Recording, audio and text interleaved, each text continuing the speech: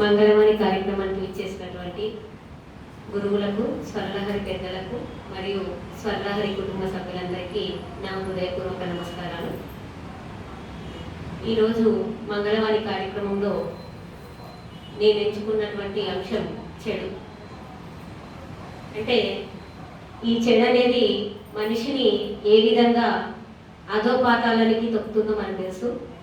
కాబట్టి మనిషి చెడుగా ఆలోచిస్తే ఆ చెడు మనిషిని దహించి వేస్తుందని అంటారు. మళ్ళా ఆ చెడుకు సంబంధించి నేను కొన్ని కథలు చెప్పాలనుకుంటున్నాను సార్. ముఖ్యంగా ఈ మంగళవాణి కార్యక్రమం ద్వారా నేను ఆధ్యాత్మికంగా ఎన్నో అంశాలను తెలుసుకుంటున్నందుకు గురువు గారికి ప్రత్యేక ధన్యవాదాలు. ఎందుకంటే నాకు సైన్స్కి సంబంధించినటువంటి అంశాలు మాత్రమే చదువుతుంటే నేను విన్నాను, చెడుకు సంబంధించి 3 అంశాలు అని అంటారు. చెడు చూడవద్దు, చెడు వినవద్దు, చెడు మాట్లాడవద్దు అని. కానీ నేను దాంతో పాటు ఇంకా ముఖ్యంగా 3 కూడా ఉన్నాయని అనుకుంటాను. అంటే ఈ 3 అంశాలే కాకుండా చెడును ఆలోచించవద్దు, చెడును తాగవద్దు, చెడును తినవద్దు, చెడు చేయవద్దు. ఈ 3 కూడా జోడిస్తే బాగుంటుందని నేను అనుకుంటాను.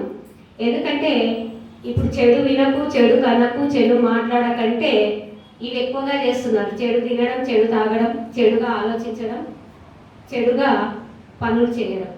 కాబట్టి ఈ 3 కూడా జోడిస్తే బాగుంటుందని నేను అనుకుంటున్నాను. అయితే మనకు ఒక నానుడి ఉంది, చెరపకురా చెడెదవు అని. దానికి సంబంధించి ఒక చిన్న కథను ఇక్కడ చెప్పాలనుకుంటున్నాను. పూర్వము ఒక రాజు తను చెడు పనులు చేస్తూ ప్రజల లోపల ఒక అంటే ఈ రాజు చెడు వ్యక్తి అనేటువంటి ఒక బిరుదును పొందినటువంటి వ్యక్తి ఆయన ఆశ్చర్యంగా ఒక రోజు ఒక సభను ఏర్పాటు చేస్తాడు.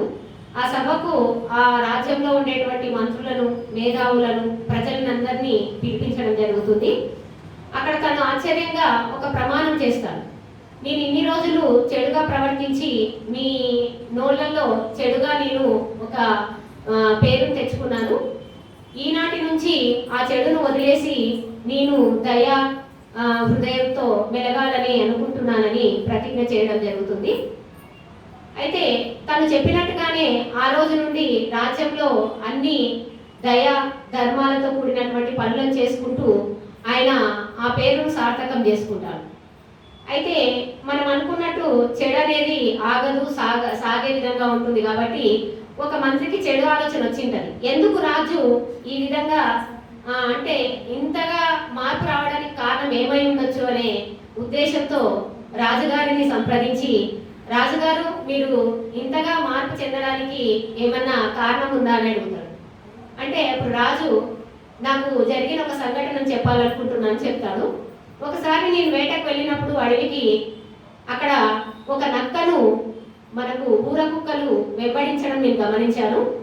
ఆ నక్క ఏదో విధంగా ప్రాణభీతితో తప్పించుకొని గుహలోకి వెళ్ళే సమయంలో ఆ ఊర కుక్క ఆ నక్క యొక్క కాలును కరవడం నేను గమనించాను. అది బాధపడుతూ వెళ్ళిపోయింది. ఆ తర్వాత నేను అదంతా ముగించుకొని రాజ్యంలోకి వచ్చిన తర్వాత అదే ఊర కుక్క అక్కడ కనిపించడం జరిగింది. ఆ ఊర కుక్క ఊర్లోకి రావడం గమనించినటువంటి మనుషులు దాన్ని రాయితో కాలు విరగొట్టడం నేను చూశాను. ఆ విధంగా ఆ ఊర కుక్క కాలు పోగొట్టుకోవడం నేను గమనించానని చెప్తాడు. ఆ తర్వాత ఆ మనిషి అలా చేసుకుంటూ వెళ్ళిన తర్వాత ఓ గుర్రం వచ్చి ఆ మనిషిని బురదలో నెట్టేసి కింద పడేస్తుంది. అప్పుడు ఆ మనిషి యొక్క కాలు విరగడం నేను గమనించానంటాడు. అదేవిధంగా ఆ గుర్రము సంతోషంతో నేను మనిషి కాలు విరగొట్టాను కదా అని విర్రవీగుతూ అంటే పరిగెత్తుతూ ఉంటే ఆ గుర్రం ఒక గుంతలో పడి దాని కాళ్ళు పోడగొట్టడం నేను గమనించాను.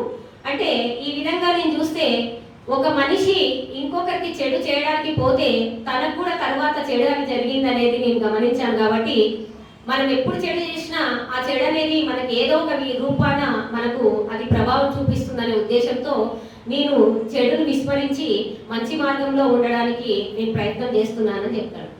అయితే మంత్రి ఏమనుకుంటాడంటే ఆయనకి ఇంకా చెడు ఆలోచనే ఉంది, మంత్రికి చెడు ఆలోచనే ఉంది. కాబట్టి ఈ రాజుకి ఏదో అయ్యింది, ఈ రాజుని మనం పక్కకు తప్పించి ఈ రాజ్యాన్ని నేను ఏలాలనే ఉద్దేశంతో ఆ చెడుగా ఆలోచిస్తూ కిందికి దిగుతూ తను మెట్లున్నాయని చూసుకోడు. మెట్లున్నాయని చూసుకోకుండా కిందికి దిగిపోతాడు. ఆ విధంగా తన కాలు విరగొట్టుకుంటాడు అక్కడ. అంటే చెడు అనేది, చెడుగా ఆలోచించడం ఎంత దురదృష్టకరమో మనకి ఇక్కడ అర్థమవుతుంది ఈ కథలో. అంతేకాకుండా ఇంకొక చిన్న కథ నేను చిన్నప్పుడు విన్నది. చెడు నాలుక మంచి నాలుక అని రెండు ఉంటాయంట మనిషికి.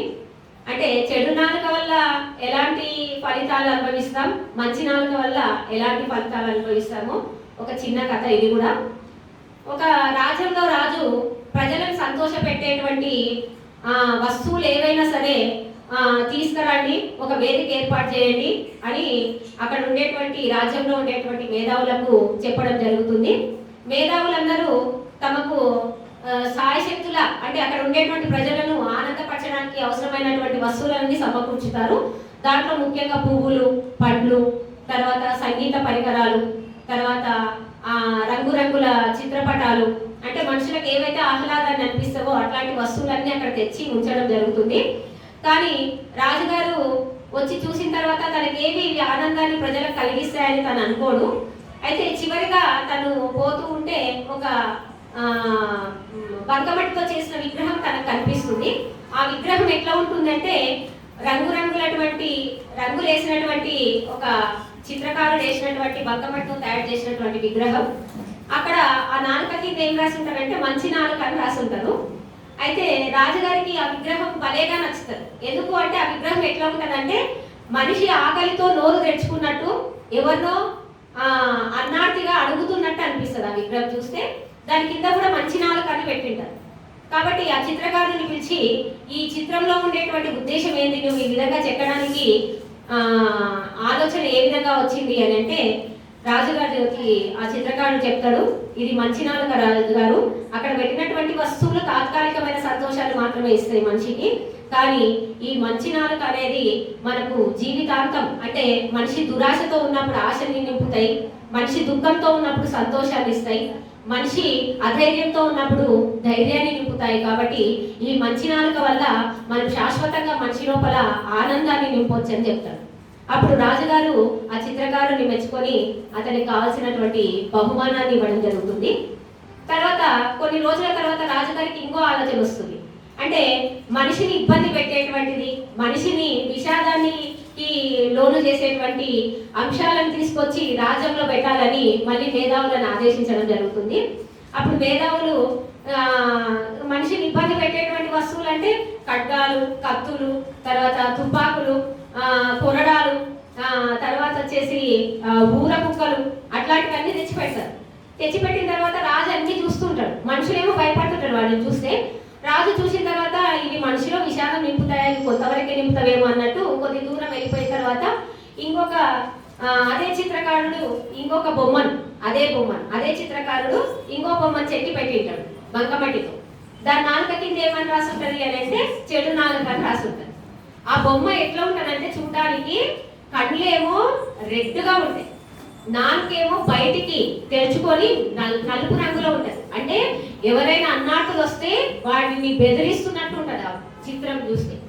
చూసిన తర్వాత రాజు ఆ చిత్రకారుని పిలిచి, ఇంతకుముందేమో మంచి నాలుకని బాగా చెక్కావు, ఇప్పుడేమో చెడు నాలుకని ఈ చిత్రాన్ని చెక్కావు, దీంట్లో ఏమైనా ఉద్దేశం ఉందా అని అంటే అప్పుడు అక్కడ ఉండేటువంటి చిత్రకారుడు చెప్తాడు, ఇది చెడు నాలుక రాజు, ఈ చెడు నాలుక వల్ల మనకు జీవితంలో అక్కడ కలిగేటువంటి విషాదం కంటే ఈ నాలుక వల్ల కలిగేటువంటి విషాదం ఎట్లా ఉంటుందంటే మనిషి దురాశకు, తర్వాత బాధకు, తర్వాత దుఃఖానికి, చివరికి చావుకు కూడా దగ్గర అయ్యేటువంటి నానుడి దీని లోపల ఉంది. కాబట్టి నేను ఇట్లా చెక్కడం జరిగింది.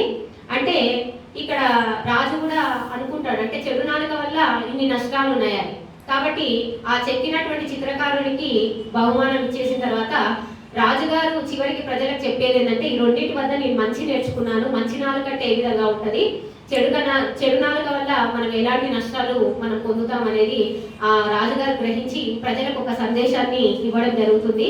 అంటే మనిషి ఎప్పుడైతే చెడుగా ఆలోచిస్తాడో, మనిషి ఎప్పుడైతే స్వార్థంగా ఉంటాడో, అంటే ఎదుటి వ్యక్తి యొక్క వినాశనాన్ని కోరుకుంటాడో, అప్పుడు మనిషి ఆలోచన అదే విధంగా ఉంటుంది, తన ప్రవర్తన అదే విధంగా ఉంటుంది, తను లాస్ట్కు అధోపాతానికి కూడా పోయేటువంటి అవకాశం ఉంటుంది.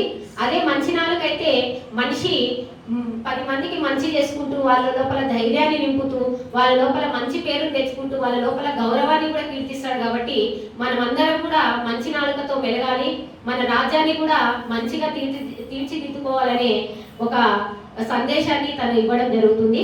ఈ విధంగా మనిషి అందుకొరకే చెడు మార్గం కాకుండా మంచి మార్గంలో పోతూ మన వంతు సహాయం, అంటే ఎవరికైనా సహాయం కావలిస్తే మన వంతు సహాయం చేసుకుంటూ మనం కూడా నాలుక మంచిగా, అంటే నాలుక మంచిదైతే ఊరు మంచిదైనట్టు మనం నాలుకను మంచిగా పెట్టుకుంటే 10 మందితో గౌరవాన్ని సంపాదిస్తామని నేను భావిస్తూ నాకు ఈ అవకాశం ఇచ్చినటువంటి పెద్దలకు మరోసారి ధన్యవాదాలు తెలియజేసుకుంటూ ముగిస్తున్నాను.